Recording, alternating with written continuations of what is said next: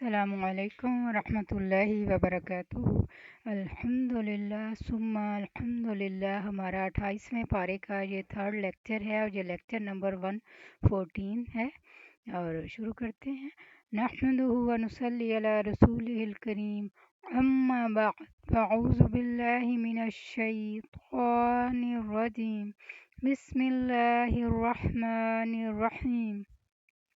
ربی اشرح لی صدری ویسر لی امری واحلل عقدۃ من لسانی یفقہوا قولی واجعل لی وزیرا من اہلی ربی زدنی علما ربی زدنی علما۔ اللہم فقہنا فی الدین، اللہم فقہنا فی الدین، آمین ثم آمین۔ سورۃ الصف۔ بسم اللہ الرحمن الرحیم۔ سبح للہ ما فی السماوات وما فی الارض وهو العزیز الحکیم۔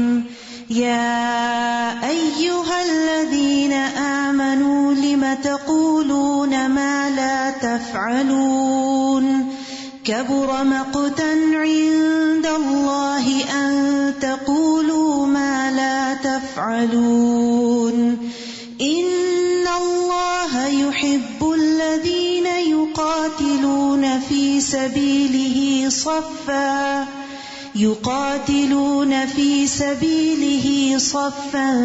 كأنهم بنیان مرصوص۔ بسم اللہ الرحمن الرحیم۔ سبح للہ ما فی السماوات وما فی الارض وہو العزیز الحکیم۔ آسمانوں اور زمین میں جو مخلوقات ہے وہ اللہ کی تسبیح کر رہی ہے اور وہ غالب ہے، دانا ہے۔ کیا آپ نہیں کریں گے؟ سبحان اللہ وبحمدہ سبحان اللہ العظیم۔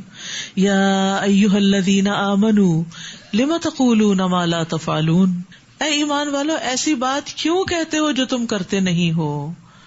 قول و فعل کا تضاد سخت ناپسندیدہ ہے، نااہل لوگوں کی علامت ہے کہ دوسروں کو نیکی کا حکم دینا اور خود اس پر عمل نہ کرنا، دوسروں کو جھوٹی امیدیں دلانا اور وعدے پورے نہ کرنا۔ کبر مقتا عند اللہ ان تقولوا ما لا تفعلون، اللہ کے ہاں یہ سخت ناپسندیدہ بات ہے کہ تم ایسی بات کہو جو تم کرتے نہیں۔ رسول اللہ صلی اللہ علیہ وسلم نے فرمایا، میں نے معراج کی رات کچھ لوگوں کو دیکھا کہ ان کے ہونٹ آگ کی کینچیوں سے کاٹے جا رہے ہیں، جب بھی وہ کاٹے جاتے پھر ٹھیک ہو جاتے۔ میں نے پوچھا، جبریل یہ کون ہے؟ آپ کو معلوم ہے کہ ہونٹ جو ہے سب سے سینسیٹیو سکن ہوتی ہے ان کی۔ انہوں نے کہا یہ آپ کی امت کے وہ خطیب ہیں جو وہ بات کہتے تھے جو خود نہیں کرتے تھے، اوروں کو بتاتے تھے، خود عمل نہیں کرتے تھے، جو اللہ کی کتاب کو پڑھتے لیکن اس پہ عمل نہیں کرتے تھے۔ ان کے قول اور فعل میں تضاد تھا۔ اسی طرح قول و فعل میں تضاد والے کا جہنم میں کیا حال ہوگا؟ رسول اللہ صلی اللہ علیہ وسلم نے فرمایا، قیامت کے دن ایک شخص کو لایا جائے گا اور جہنم میں ڈال دیا جائے گا، پھر اس کی آگ میں آنتیں باہر نکل آئیں گی اور وہ شخص اس طرح چکر لگائے گا جیسے گدھا چکی پہ گردش کرتا ہے۔ جہنم میں ڈالے جانے والے اس کے قریب آ کر جمع ہو جائیں گے اور کہیں گے، فلاں تمہاری یہ کیا حالت ہے؟ کیا تم ہمیں اچھے کام کرنے کے لیے نہیں کہتے تھے اور تم ہمیں برے کاموں سے روکتے نہیں تھے؟ وہ کہے گا، ہاں میں تمہیں اچھے کاموں کا کہتا تھا لیکن خود نہیں کرتا تھا، برے کاموں سے تمہیں روکتا تھا اور خود کرتا تھا۔ تو اس سے حد الوسع بچنے کی کوشش کرنی چاہیے کہ انسان سوچ کے بات کرے، جو کہے پھر اس کو کرے، کمٹمنٹس نبھائے، وعدے پورے کرے، کیونکہ بہت دفعہ ہم ایسے ہی بس بات کر دیتے ہیں اور اس کے بعد اس کو سیریس نہیں لیتے اور اس کو کر کے نہیں دکھاتے۔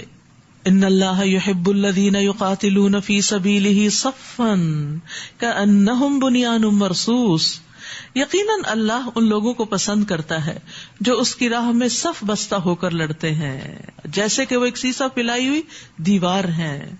صف کی اہمیت پیچھے بھی گزر چکی سورۃ الصافات میں، اور یہاں تو سورت کا نام ہی صف ہے، یعنی فرشتوں کی بھی صفیں ہیں اور فرشتے بہترین طریقے سے صفیں بناتے ہیں۔ پرندوں کی صفت بھی بیان کی گئی ہے، وَالطَّيْرُ صَافَّاتٍ، قیامت کے دن مخلوق بھی صفوں کی شکل میں حاضر ہوگی، جنتی بھی جنت کے اندر جب داخل ہوں گے تو ان کی 120 صفیں ہوں گی، اہل جنت کی 120 صفیں ہوں گی اور ان میں سے 80 امت محمد صلی اللہ علیہ وسلم کی ہوں گی۔ نبی صلی اللہ علیہ وسلم نے فرمایا، اس ذات کی قسم جس کے ہاتھ میں محمد صلی اللہ علیہ وسلم کی جان ہے، اللہ کے راستے میں ایک صبح یا شام کو نکلنا دنیا و ما فیہا سے بہتر ہے، اور تم میں سے کسی کا صف میں کھڑے ہونا یعنی جہاد کے لیے یا کسی بھی کام کو آرگنائز طریقے سے کرتے ہوئے 60 سال کی نماز سے بہتر، یعنی 60 سال بغیر صف بنائے اور ہیپ ہیزرڈ نمازیں پڑھو، اس سے بہتر ہے کہ ایک صف بنا کے پراپر طریقے سے پڑھو، تو وہ کہیں زیادہ بہتر ہے۔ اور نماز کا حسن ہے صف کی درستگی میں، اور صف کی درستگی پر دلوں کی درستگی کا انحصار ہے۔ اس میں دو چیزیں، ایک تو گیپس فل کرنے چاہیے، دوسرا آگے پیچھے نہیں ہونا چاہیے، یعنی کندھے سے کندھا ملا ہوا ہونا چاہیے، یہ نہیں کہ ایک بندہ آگے کو نکل کے کھڑا ہے اور دوسرا پیچھے کو اور زگ زیگ کی شکل میں قطار بنی ہوئی ہے، تو یہ بھی درست نہیں۔ نبی صلی اللہ علیہ وسلم نے فرمایا، اس قدم سے زیادہ کسی قدم پر اجر نہیں جو صف کے شگاف کو پورا کرنے کے لیے اٹھایا جاتا ہے اور اسے سیدھا کرتا ہے۔ ایک قدم آپ جب اٹھا کے آگے یا پیچھے کرتے ہیں تو سب سے پسندیدہ قدم ہے۔ خالی صفوں میں شیطان جا گھستا ہے، یعنی گیپس کے اندر، اور پھر وہ خوب وسوسے ڈالتا ہے نا دل میں۔ اسی طرح دو صفوں کے بیچ میں گیپ بھی بڑا نہیں ہونا چاہیے، صفیں ملی ہوئی ہونی چاہیے۔ اور مردوں کے لیے خاص طور پر فرمایا، جو لوگ ہمیشہ صف اول سے پیچھے رہتے ہیں تو اللہ تعالیٰ انہیں جہنم میں بھی پیچھے کر دے گا، اور وہ دراصل منافقین تھے، فی الدرک الاسفل ان کے لیے قرآن میں آتا ہے۔ اور وہ بات یاد کرو جب موسیٰ نے اپنی قوم سے کہا، اے میری قوم، تم مجھے کیوں دکھ پہنچاتے ہو، حالانکہ تم جان چکے ہو کہ میں تمہاری طرف اللہ کا بھیجا ہوا رسول ہوں۔ پھر جب انہوں نے کجربی اختیار کی تو اللہ نے ان کے دل ٹیڑھے کر دیے۔ اللہ نافرمان لوگوں کو کبھی ہدایت نہیں دیتا۔ فلما زاغوا ازاغ اللہ قلوبہم، اللہ کسی پہ ظلم نہیں کرتا، یہاں سے یہ بات اچھی طرح سمجھ لیجئے، یعنی اللہ سبحانہ وتعالیٰ کسی پہ ظلم نہیں کرتا۔ انسان جب خود سرکشی کرتا ہے، صحیح رستے سے نکلنا چاہتا ہے، ڈیویٹ ہوتا ہے، بھٹکتا ہے، گمراہ ہوتا ہے، دل ٹیڑھا اس کا ہوتا ہے، تو پھر اللہ تعالیٰ بھی اس کے لیے ویسے ہی رستے آسان کر دیتا ہے۔ تو اس لیے انسان کو ہمیشہ صراط مستقیم پہ چلتے بھی رہنا چاہیے اور اس کی دعا مانگتے رہنا چاہیے کہ اہدنا الصراط المستقیم صراط الذین انعمت علیہم، ہمیں ان لوگوں کے رستے پہ چلا جن پر تو نے انعام کیا۔ کون ہے وہ؟ من النبیین والصدیقین والشہداء والصالحین، جو ہم سے پہلے گزر چکے، ایمان پر جن کے خاتمے ہوئے اور جنہوں نے دین کے لیے بڑی بڑی قربانیاں کی۔ تو جب انسان ان کا رستہ چھوڑتا ہے، سبیل المومنین چھوڑتا ہے، تو پھر اس کا دل ٹیڑھا ہوتا ہے۔ جب دل ٹیڑھا ہوتا ہے تو پھر اللہ تعالیٰ بھی اس کو اسی رستے پہ چلا دیتا ہے، اور اللہ نافرمان لوگوں کو کبھی ہدایت نہیں دیتا۔ اور جب عیسیٰ ابن مریم نے کہا، اے بنی اسرائیل، میں یقیناً تمہاری طرف اللہ کا بھیجا ہوا رسول ہوں اور اس تورات کی تصدیق کرنے والا ہوں جو مجھ سے پہلے نازل ہوئی، اور ایک رسول کی بشارت دینے والا ہوں جو میرے بعد آئے گا، اور اس کا نام احمد ہوگا۔ پھر جب وہ رسول واضح دلائل لے کر ان کے پاس آ گیا تو کہنے لگے، یہ تو سری جادو ہے، مان کے ہی نہیں دیا۔ اصل میں جب انسان کا دل ٹیڑھا ہو جاتا ہے نا تو اس کو حق بات نہ سمجھ آتی ہے اور نہ وہ سمجھنا چاہتا ہے، بلکہ حق ہی کو بلیم کر دیتا ہے، سچ بات کو ہی ٹویسٹ کر دیتا ہے، اس کو جادو قرار دے دیتا ہے۔ اور اس شخص سے زیادہ ظالم کون ہوگا جو اللہ پر جھوٹ باندھے، جو اللہ پر جھوٹے بہتان باندھے جبکہ اسے اسلام کی طرف بلایا جا رہا ہو، اور اللہ ایسے ظالم لوگوں کو ہدایت نہیں دیتا۔ یہ لوگ چاہتے ہیں کہ اللہ کے نور کو اپنی پھونکوں سے بجھا دیں، اور اللہ اپنے نور کو پورا کر کے رہے گا، خواہ کافروں کو کتنا ہی ناگوار ہو۔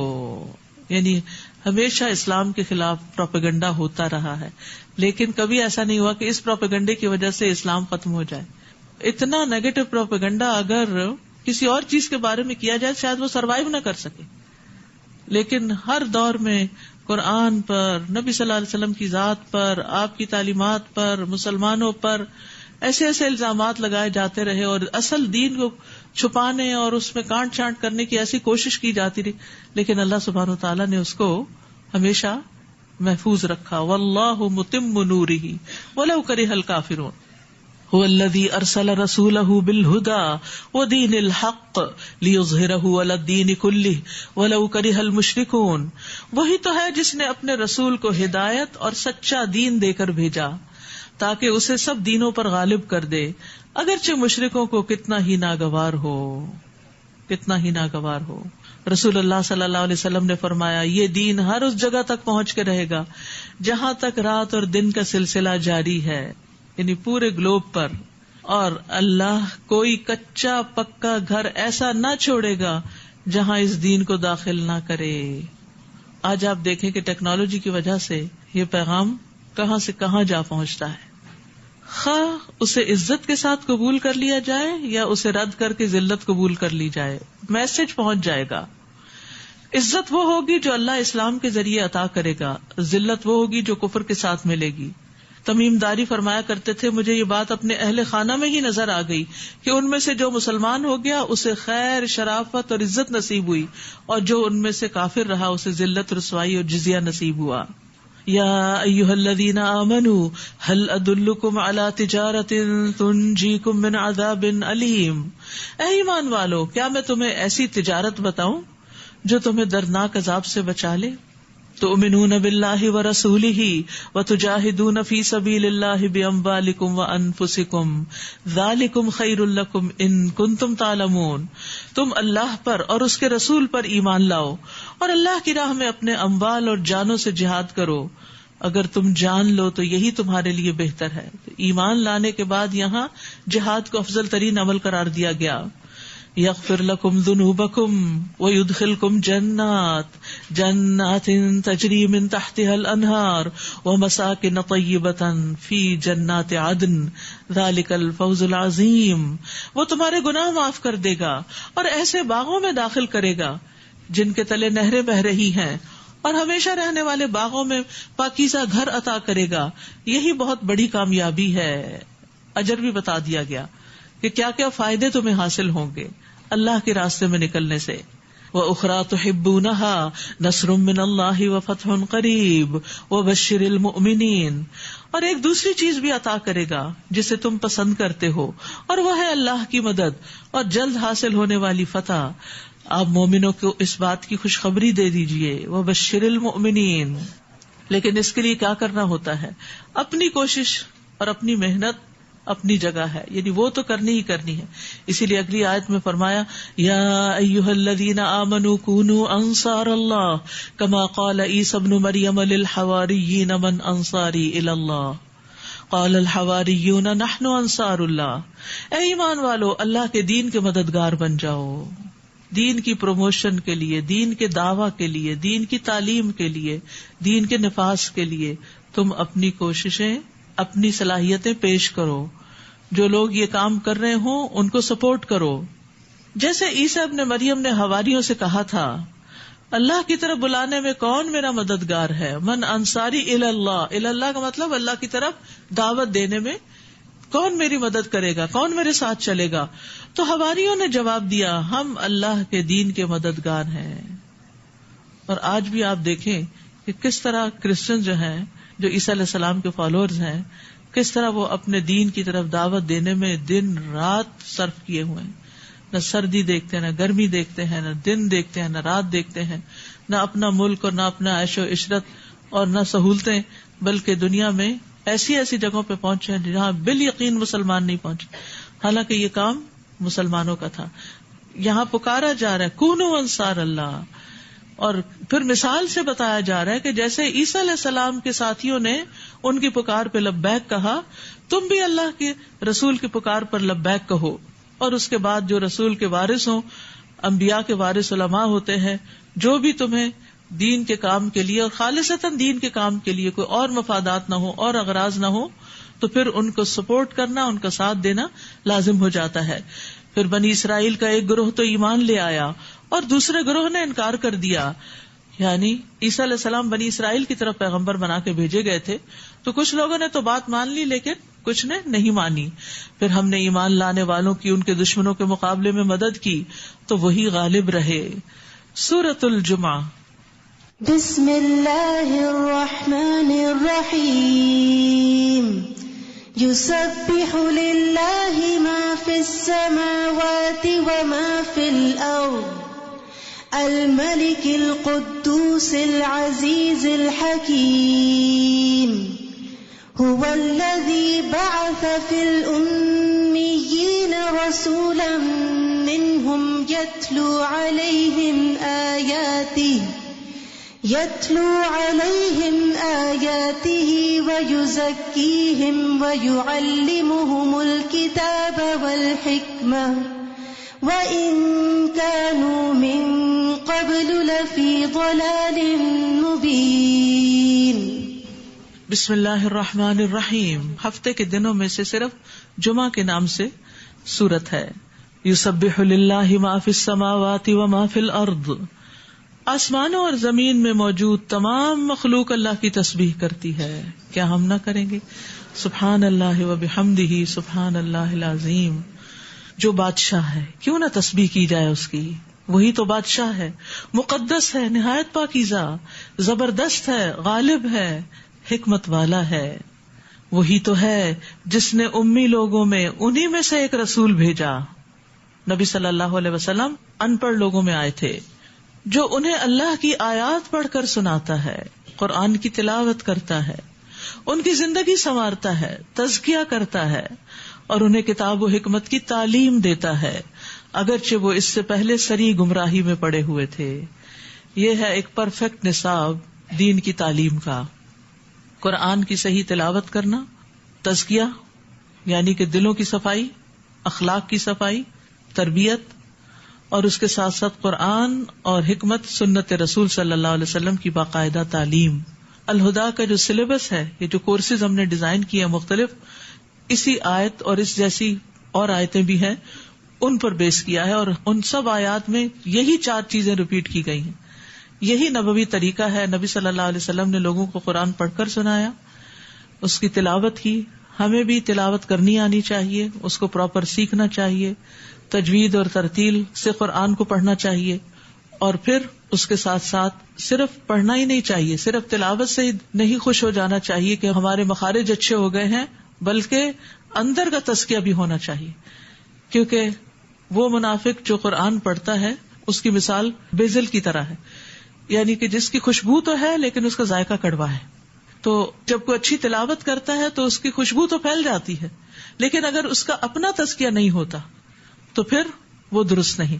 تو اس لیے ہر قرآن پڑھنے والے کو، چاہے وہ تلاوت اور تجوید کر رہا ہو، چاہے وہ ترجمہ اور تفسیر کر رہا ہو، چاہے وہ حدیث پڑھ رہا ہو، اس کو جو فوکس ہونا چاہیے وہ اس بات کا کہ یہ سب چیزیں عمل کے لیے ہیں. اور جس طرح ظاہر کو خوبصورت بنا رہے ہیں، اسی طرح ہمیں اپنے باطن کو بھی خوبصورت بنانا چاہیے.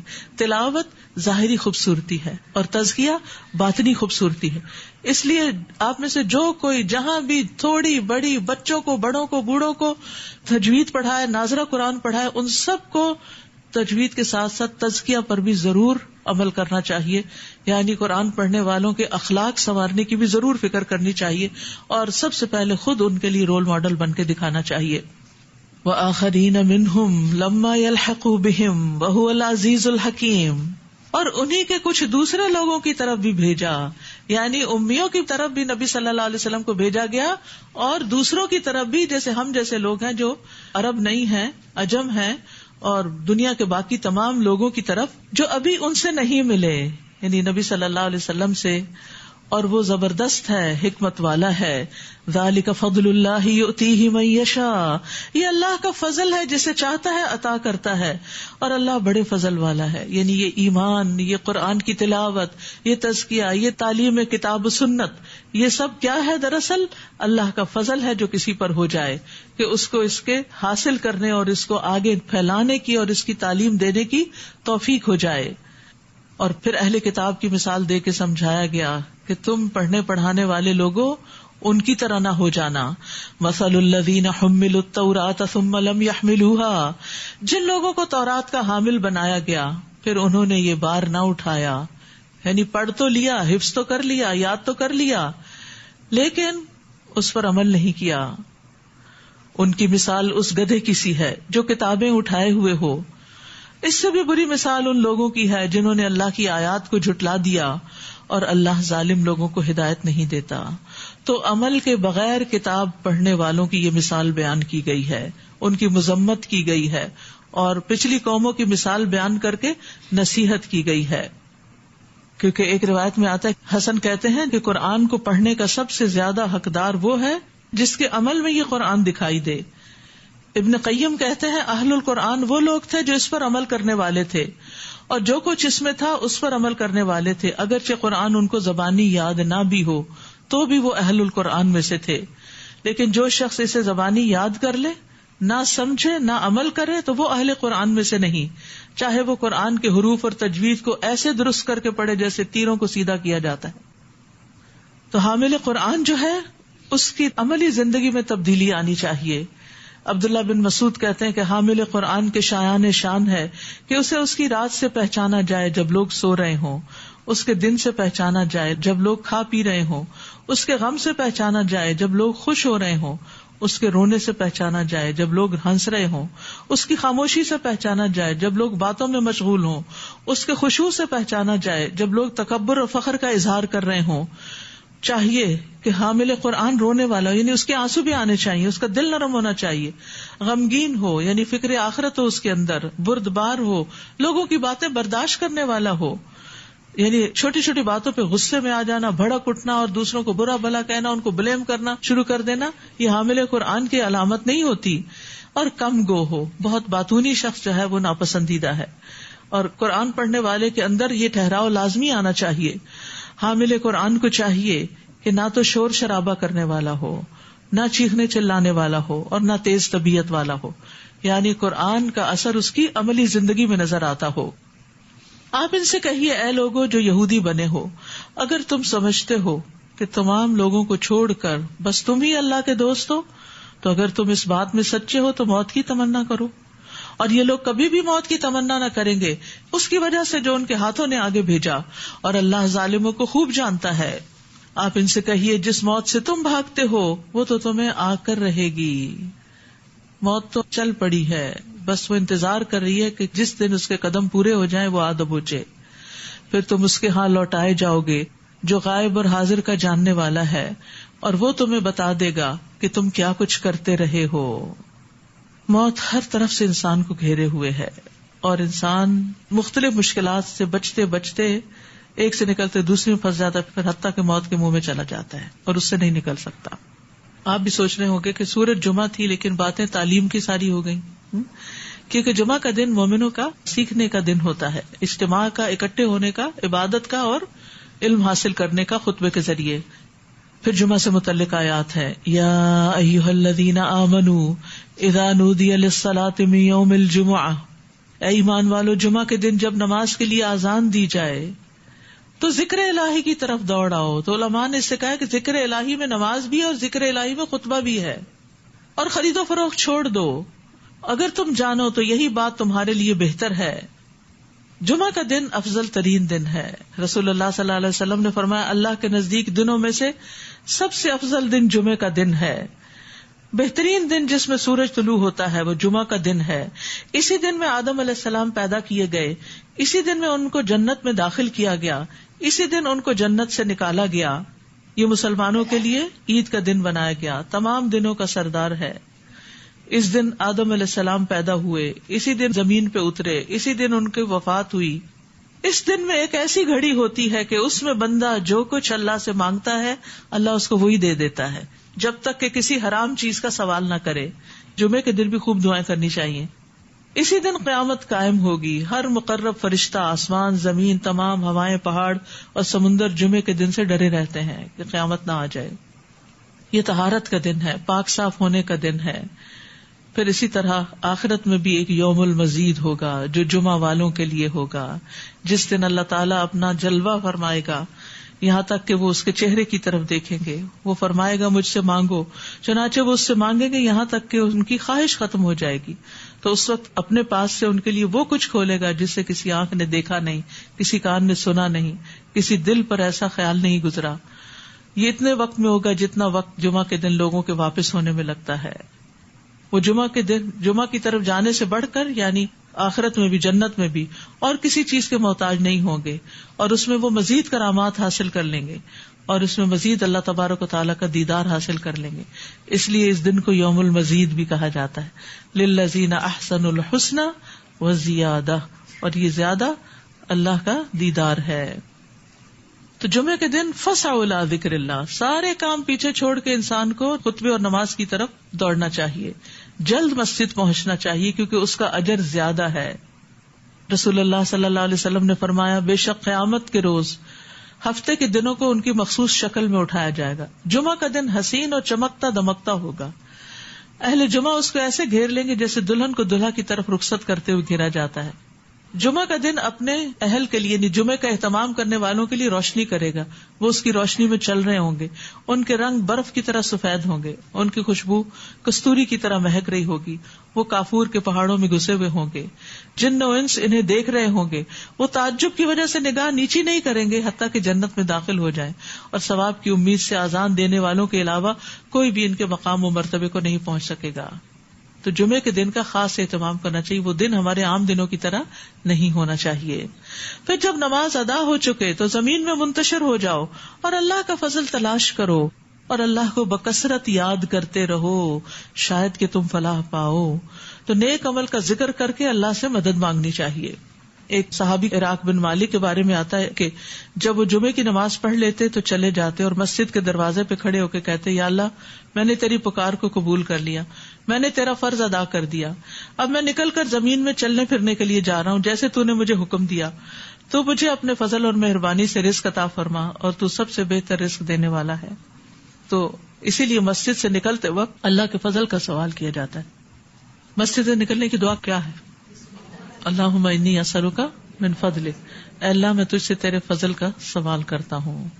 اور جب انہوں نے کوئی سودا بکتا یا کھیل تماشا ہوتے دیکھا تو ادھر بھاگ گئے اور آپ کو اکیلا چھوڑ دیا. آپ ان سے کہیے جو کچھ اللہ کے پاس ہے وہ اس تماشے اور تجارت سے بہتر ہے اور اللہ ہی سب سے بہتر رزق دینے والا ہے. اس آیت کی شان نزول میں آتا ہے کہ نبی صلی اللہ علیہ وسلم جمعہ کے دن خطبہ دے رہے تھے تو ایک تجارتی قافلہ مدینہ میں آ گیا. صحابہ اس کی طرف لپک پڑے اور مسجد میں آپ کے پاس صرف 12 آدمی باقی رہے.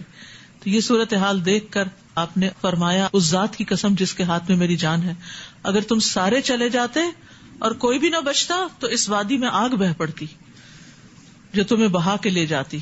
اور پھر یہ آیت نازل ہوئی. کہتے ہیں کہ 12 آدمیوں میں جو باقی رہے تھے وہ ابو بکر، عمر اور دیگر کچھ صحابہ تھے. تو اصل میں جب چلے گئے تھے وہ اس لیے کہتے ہیں کہ مدینہ میں قحط تھا اور جب باہر سے غلہ آتا تھا تو لوگوں کو جلدی ہوتی تھی کہ خرید لیں، ایسا نہ ہو کہ غلہ ختم ہو جائے. تو وہاں کوئی نزدیک تو مارکیٹ نہیں تھی کہ دوبارہ وہاں سے لے کر آئیں گے. تو اپنے طور پر انہوں نے ایک شدید ضرورت کے تحت ایسا کیا تھا. لیکن کچھ مقامات ایسے ہوتے ہیں کہ جہاں اپنی شدید ضرورتوں کو بھی پیچھے کیا جاتا ہے. اور وہ خطبہ چھوڑ کے اٹھ گئے تھے، یعنی نماز نہیں چھوڑی تھی انہوں نے، خطبہ چھوڑا تھا. تو جمعے کا خطبہ بھی بہت امپورٹنٹ ہوتا ہے. اس وقت کوئی بات نہیں کرنی چاہیے، اپنے پورے کان خطبے کی طرف لگا دینے چاہیے. حتیٰ کہ کسی کو یہ بھی نہیں کہنا چاہیے چپ ہو جاؤ، یہ بھی لغو بات ہے. تو اس سے پھر یہ کہ اجر و ثواب ضائع ہو جاتا ہے. تو مسجد میں اگر بچوں کو لے کر جائیں تو پھر ان کو پہلے سے سمجھا کے جائیں، قریب بٹھائیں، ورنہ ایسا نہ ہو کہ کیے کرائے پہ پانی پھر جائے.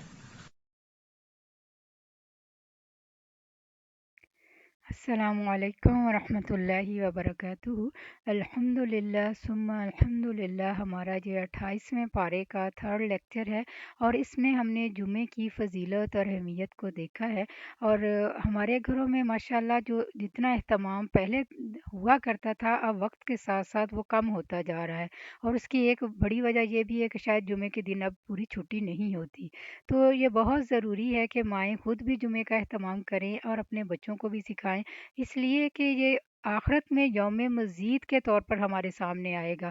اور اس دن کی جو فضیلت ہے اور جو اہمیت ہے وہ اسی صورت میں ہم حاصل کر سکتے ہیں اگر ہم دنیا میں رہتے ہوئے جمعے کے دن کی اہمیت کو سمجھیں. اور اس میں جو ہمیں سنتیں اور اس میں بتائی گئی ہیں اس میں سورہ کہف کا پڑھنا، درود شریف کا کثرت سے پڑھنا اور اپنی پاکیزگی اور صفائی کا خیال کرنا اور جلدی مسجد جانا اور خاموشی سے خطبہ سننا، یہ ساری چیزیں اس میں شامل ہیں. اور اس میں زیادہ سے زیادہ دعائیں کرنا اور سب اس میں شامل ہے. اور اللہ تعالیٰ سے دعا ہے کہ اللہ تعالیٰ ہمیں اس کی جمعے کی رحمتوں برکتوں کو جاننے اور ان کو حاصل کرنے کی توفیق عطا فرمائے تاکہ ہم آخرت میں یوم المزید کی برکات کو حاصل کر سکیں. جزاک اللہ خیر. سبحانک اللہم و بحمدک اشہد ان لا الہ الا انت استغفرک و اتوب الیک. السلام علیکم ورحمۃ اللہ وبرکاتہ.